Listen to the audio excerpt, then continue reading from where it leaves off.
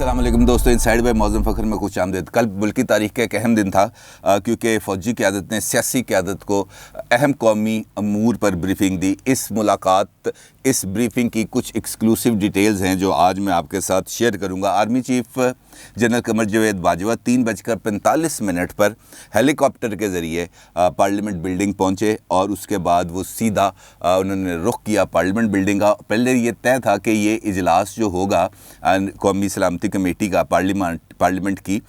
इसका committee room number 2 में किया जाएगा, लेकिन बाद में चूँकि शुरका की तादाद में इजाफा हो गया, तकरीबन 108 के करीब अरकान थे जिनको ब्रीफिंग दी गई और उसके लिए फिर कौमी असम्बली के हॉल को कमेटी रूम का दर्जा दिया गया और फिर वहाँ पर प्रोजेक्टर्स वगैरह लगाए गए। आर्मी चीफ़ जब जिस वक्त पहुँचे हैं वहाँ पर तो पार्लियामेंट बिल्डिंग में दाखिल होते साथ ही उनका पहला जो टाकरा हुआ, स्पीकर साहब ने और चेयरमैन सेनेट ने उनका इस्तकबाल किया, लेकिन साथ ही अब्दुल गफूर हैदी साहब जो JUI के लीडर हैं वो वहाँ पर मौजूद थे और उन्होंने आर्मी चीफ़ के साथ कदम बकदम एक साथ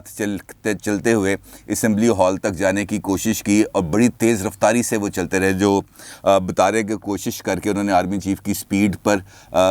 पर आने की कोशिश की, लेकिन वो नाकाम रहे। इस दौरान उन्होंने आर्मी चीफ़ से कुछ गुफ्तगू करने की भी कोशिश की, लेकिन army chief general Qamar Javed Bajwa की तरफ से उनको खासा कोल्ड शोल्डर दिया गया। उनकी किसी बात का उन्होंने हूँ हाँ से ज़्यादा आगे तफसील से जवाब नहीं दिया। खैर वो पहुँच जाते हैं असम्बली हॉल के अंदर और वहाँ पर ब्रीफिंग का आगाज़ होता है। ये जो ब्रीफिंग थी पाक अफ़गान इशू के ऊपर ख़ास तौर पर इसका जो पहला सेशन है ये तकरीबन 1.5 से 2 घंटे जारी रहता है और इस सेशन के दौरान जो अहम अमूर थे उस पर बातचीत होती है। मिसाल के तौर पर जो DG ISI हैं लेफ्टिनेंट जनरल फैज़ हमीद साहब, उन्होंने पार्लियामेंटेरियंस को बताया कि अफ़गान तालिबान को सियासी हल पर आमादा करने के लिए हर हरबा इस्तेमाल किया, लेकिन वो अभी बात नहीं मान रहे। उनका ये कहना था अफ़गान तालिबान और TTP अंदर से एक हैं।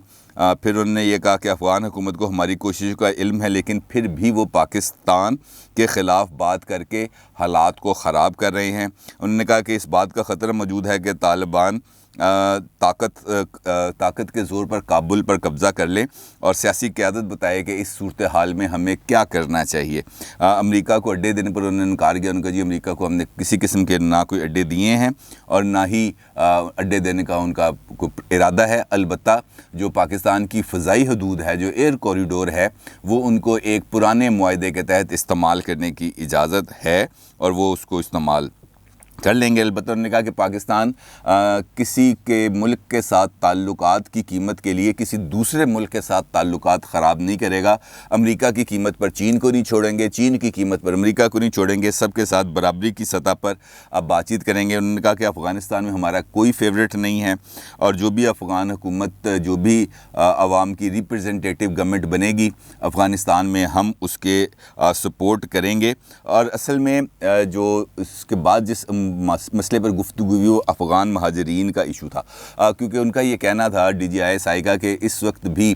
जब हम बात कर रहे हैं तो तकरीबन 10 से 15 लाख के करीब महाजरीन मौजूद हैं और अगर अफ़गानिस्तान में दोबारा अनरेस्ट क्रिएट होता है, वहाँ पर दोबारा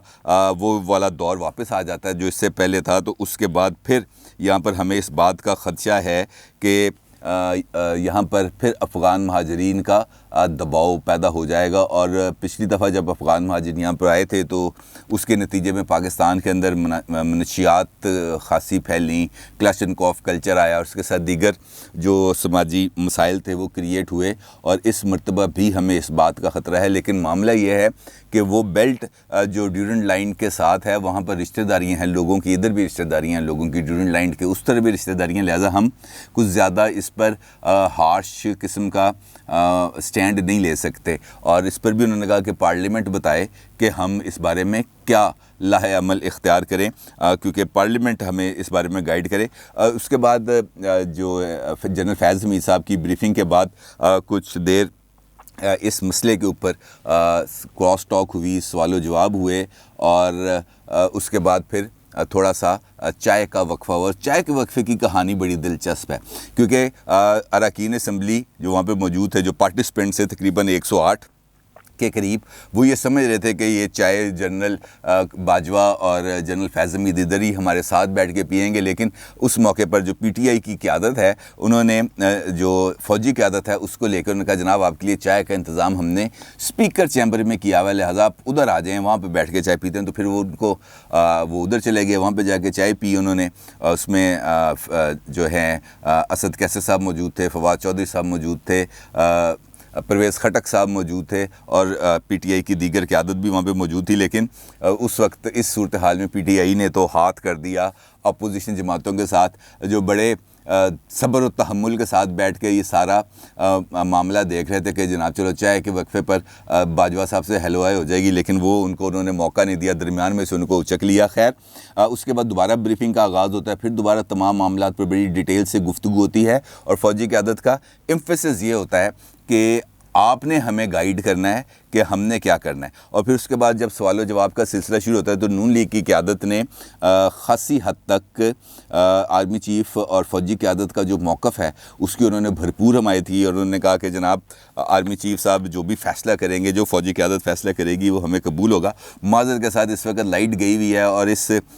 لوڈ شیڈنگ کے دوران ہی میں ویڈیو ریکارڈ کر رہا ہوں، تو لہٰذا یہ جو بہتا ہوا پسینہ ہے اور اس دوران یہ والی جو ڈسٹربنس ہے تھوڑی سی اس کی معذرت آپ سے درکار ہوگی۔ اچھا خیر، تو نون لیگ نے خاصا مفاہمانہ رویہ اس ٹوٹل سیشن میں بھی اپنائے رکھا اور ان کے تقریباً ہاں میں ہاں ہی ملائی۔ البتہ جو دیگر اراکین تھے انہوں نے خاصا سوال و جواب کیے، کچھ سخت سوال بھی کیے۔ محسن داور صاحب جو پختون پارٹی کے ساتھ پی ٹی ایم کے رکن قومی اسمبلی ہیں، انہوں نے خاصے سوال کرنے کی کوشش کی، اور جب وہ سوال کرنے لگتے تھے تو اسد کیسر صاحب ان کو ٹوک دیتے تھے، پھر وہ اٹھتے تھے سوال کرنے کے لیے، اسد کیسر صاحب پھر ٹوک دیتے تھے۔ آخر کار آرمی چیف کو مداخلت کرنا پڑی، اور آرمی چیف نے اسد کیسر سے کہا یار ان کو بات کرنے دیں، یہ ابھی ہم سے ہیں اور ہم ان سے ہیں، یہ ہم سے کچھ الگ نہیں ہے، ان کو بات کرنے دیں۔ تو پھر محسن داور صاحب نے اپنے تمام مسائل، اپنے جو علاقہ ہے وزیرستان اس کے تمام مسائل سے ان کو آگاہ کیا، جس پر انہوں نے کہا کہ ہم آرمی چیف نے جواب دیا کہ جناب آپ کی باتیں ٹھیک ہے، ہم مل جل کر ہی ان تمام مسائل کا حل کریں گے۔ بلاول صاحب نے اس موقع پر علی وزیر صاحب کے حوالے سے بات کی، اور علی وزیر صاحب سے کہا کہ ان کا کافی عرصہ ہو گیا، اب ان پر بھی کوئی رحم کریں اور ان کو بھی کچھ ان کے لیے بھی آسانیاں پیدا کریں۔ تو جس پر آرمی چیف نے کہا کہ آپ کو نہیں معلوم کہ معاملات کیا ہیں۔ پھر انہوں نے یہاں تک کہا کہ علی وزیر بہت سارے معاملات میں ملوث ہیں، اور خاص طور پر قبضوں کے معاملات میں ان کا ہاتھ ہے خاصا۔ تو جب ہم نے ان کو ان تمام معاملات سے روکا تو وہ اس کے نتیجے میں انہوں نے یہ سارا ہمارے خلاف بیان بازی شروع کی ہے، لیکن ہمارے لیے، ہمارے دل میں ان کے لیے کسی قسم کا کوئی انتقامی جذبہ نہیں ہے۔ انہوں نے کہا جی مجھے لوگ برا کہتے ہیں، میں سنتا ہوں، D G I S I کو لوگ برا کہتے ہیں، سب کو برا کہتے ہیں، لیکن ایک انڈیویجول قمر جاوید باجوہ پر اگر تنقید کی جائے، قمر جاوید باجوہ کو اگر برا بھلا کہا جائے تو مجھے اس میں کوئی پرابلم نہیں ہے، لیکن جب بطور ادارہ فوج کو برا کہا جائے گا، جب بطور ادارہ فوج کو کے لیے نازیبہ الفاظ استعمال کیے جائیں گے تو پھر مجھے پرابلم ہے، پھر جو ہے اس کے لیے ہمارے کوئی نرم گوشہ نہیں ہے، کیونکہ جب ادارے پر بات آئے گی تو وہ ہم شہداء کے امین ہیں، ہم شہداء کے وارث ہیں، ہم اس پر کسی بھی قسم کی کوئی وہ لچک کا مظاہرہ نہیں کیا جائے گا۔ اور آرمی چیف نے اس معاملے پر خاصا طویل انہوں نے اس بارے میں بتایا، انہوں نے بتایا شہداء کی قربانیوں کا بتایا۔ انہوں نے کہا جی میں خود شہداء کے گھر جاتا ہوں، آپ میں سے کون ہے جو کبھی کسی شہید کے گھر گیا ہو، کبھی کسی شہید کے بچے کے سر پہ ہاتھ رکھا ہو؟ آپ میں سے تو کوئی نہیں جاتا، آپ تو لوگ یہاں پہ بیٹھ کے تقریر کر کے چلے جاتے ہیں، فوج کو برا بول کے جلسوں میں، پریس کانفرنسوں میں سب کچھ کر کے آپ چلا جاتے ہیں، لیکن کبھی آپ نے دیکھا کہ وہ جو بچہ جس کا والد جو ہے ان دی لائن آف ڈیوٹی شہید ہوا ہے تو اس کے سر پہ کبھی آپ نے ہاتھ رکھنے کی کوشش نہیں کی؟ تو خیر اس پر بھی ان کی خاصی دیر گفتگو ہوتی رہی، اور بعد میں جو اصل معاملہ شروع ہوتا ہے وہ ہوتا ہے کھانے کے وقفے پہ، کیونکہ رات کے خاصی طویل اجلاس ہو گیا، تقریباً 8.5 گھنٹے تک یہ اجلاس جاری رہا۔ بلاول صاحب نے البتہ عشائیے میں شرکت نہیں کی تھی، وہ چلے گئے تھے جلدی، لیکن باقی جو پولیٹیکل قیادت تھی وہ عشائیے میں موجود تھی۔ اسپیکر اسد کیسر کی طرف سے جو اراکین اسمبلی ہیں اور جو فوجی قیادت ہے ان کے اعزاز میں کھانے کا بندوبست کیا گیا تھا۔ تو اس موقع پر جو سیاسی قیادت ہے اس کو آرمی چیف کے ساتھ گفتگو کرنے کا، DGI کے ساتھ گفتگو کرنے کا، ان کے ساتھ اپنے جو جذبات ہیں وہ شیئر کرنے کا خاصا موقع ملا، اور آرمی چیف بھی فرداً تقریباً تمام لوگوں کے پاس گئے، ان کی خیریت دریافت کی، لیکن ان کا زیادہ وقت گزرا نون لیگ والوں نے، چونکہ ارد گرد تمام لوگ کھڑے تھے، رانا ثناء اللہ صاحب موجود تھے وہاں پر، شاہد خاقان عباسی صاحب موجود تھے، مریم اورنگزیب صاحب موجود تھیں، شہباز شریف صاحب موجود تھے، تو انہوں نے خاصی دیر وہاں پر ان کے ساتھ میں گفتگو رہے۔ تو اس موقع پر ہلکا پھلکا ان کے درمیان دلچسپ جملوں کا بھی تبادلہ ہوا۔ رانا ثناء اللہ کے بارے میں انہوں نے کہا کہ یار آپ کی تو صحت بڑی اچھی ہو گئی ہے، تو شہباز شریف صاحب نے آگے سے ان کو جواب دیا کہ جناب یہ کافی عرصہ جیل میں رہ کے آئے ہیں، اس وجہ سے ان کی جو صحت ہے وہ بہتر ہو گئی تھی، جس پر رانا ثناء اللہ نے PTI کے اراکین اسمبلی کی طرف اشارہ کر کے کہا کہ اس طرف بھی توجہ کریں، ان کی بھی صحت اچھی کریں کہ ساری صحت ہماری ہی اچھی ہونی ہے۔ تو اس قسم کے جو جملوں کا تبادلہ بھی ہوا ان کے درمیان خوشگوار۔ مریم اورنگزیب کے بارے میں بڑی دیر انہوں نے ان کو تعریف کی کہ یہ بہت زبردست طریقے سے مسلم لیگ نون کا جو موقف ہے وہ پیش کرتے ہیں، اور مسلم لیگ نون کی خاصی انہوں نے سوشل میڈیا کا محاذ اور الیکٹرانک میڈیا کا محاذ سنبھالا ہوا ہے، تو اس پر انہوں نے خاصا ان کو سراہا، ان کا جناب بڑا اچھا ہے ان کا میڈیا نیٹ ورک۔ پھر کچھ دیر اور ادھر ادھر کی بھی گفتگو ہوئی، اور جب ان سے سیاسی معاملات پر جو پولیٹیکل قیادت ہے انہوں نے زیادہ گفتگو کی، تو ان کا کہنا تھا کہ ہم ہیں نیوٹرل، ہمارا کسی بھی پولیٹیکل پارٹی کے ساتھ ہمارے کوئی سٹیکس وابستہ نہیں ہیں، ہم غیر جانبدار ہیں، اور اس وقت جو ملکی حالات چل رہے ہیں ان حالات کے اندر ہمیں یکسوئی کی ضرورت ہے۔ تمام سیاسی جماعتوں کو قومی مفاد میں یکساں موقف اختیار کرنا چاہیے، یکسوئی رکھنی چاہیے، اور مل جل کر آگے بڑھنا چاہیے، پارلیمنٹ کو مضبوط کرنا چاہیے، اور پارلیمنٹ ہی تمام مسائل کا حل ہونی چاہیے، یہیں سے تمام پالیسیز کو ڈرائیو کیا جانا چاہیے۔ انہوں نے کہا کہ ہم نے آپ سے خود کہا ہے کہ یہ جو 2-3 مسائل ہیں ان معاملے میں پارلیمنٹ فیصلہ کرے، اور جو پارلیمنٹ ہمیں گائیڈ لائن دے گی تو ہم اس فیصلے پر عمل کریں گے۔ تو خیر اس قسم کی بھی گفتگو خاصی دیر ہوتی رہی، اور کچھ نے انتخابی اصلاحات کے حوالے سے بھی بات کی، تو انہوں نے کہا جی یہ پارلیمنٹ کا کام ہے کہ پارلیمنٹ نے کس قسم کی انتخابی اصلاحات کرنی ہے نہیں کرنی، الیکٹرانک ووٹنگ مشین لے کے آنی ہے نہیں لے کے آنی، یہ آپ لوگوں کا کام ہے، آپ لوگوں نے فیصلہ کرنا ہے، جس فیصلے پر آپ لوگ متفق ہو جائیں گے اس فیصلے پر ہم آپ کے ساتھ کھڑے ہیں، ہمارا کوئی الگ سے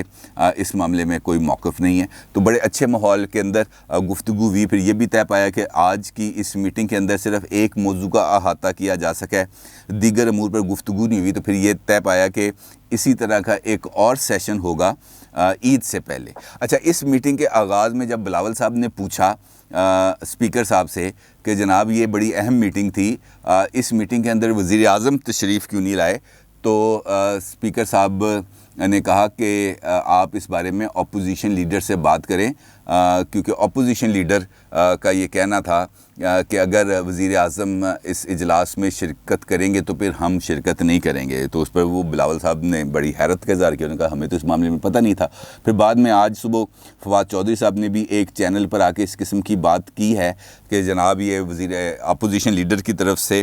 یہ معاملہ سامنے آیا تھا۔ تو اس وقت آپ کی اسکرین پر وہ نوٹیفیکیشن چل رہا ہے، وہ دعوت نامہ چل رہا ہے جو اس اجلاس کے لیے ایک لسٹ بنائی گئی تھی، اور پھر اس کو اسپیکر نیشنل اسمبلی کی طرف سے سرکولیٹ کیا گیا تھا۔ تو اس لسٹ میں اگر آپ دیکھیں تو اس لسٹ میں عمران خان صاحب کا نام ہی شامل نہیں تھا، وہ مدعو ہی نہیں کیے گئے تھے۔ تو اگر ایک بندہ مدعو ہی نہیں کیا گیا اسپیکر کی طرف سے، آلدو کہ اگر وہ آ جاتے تو اس میں کوئی برائی نہیں تھی، لیکن اس کا الزام اپوزیشن کے سر پر ڈالنا میرا نہیں خیال کہ یہ مناسب ہے۔ لیکن اہم میٹنگ ہے، سیاسی اور فوجی قیادت اگر ایک صفحے پہ آ جائیں، جس کے لیے سیاسی قیادت ہمیشہ سے کوشش کرتی ہے، تو اس کے لیے زیادہ بہتر ہے۔ دیکھتے ہیں کہ اس ملاقات کے آگے کیا نتائج حاصل ہوتے ہیں۔ اپنی رائے کا ضرور اظہار کیجیے گا۔ آپ کا بہت شکریہ۔ اللہ حافظ۔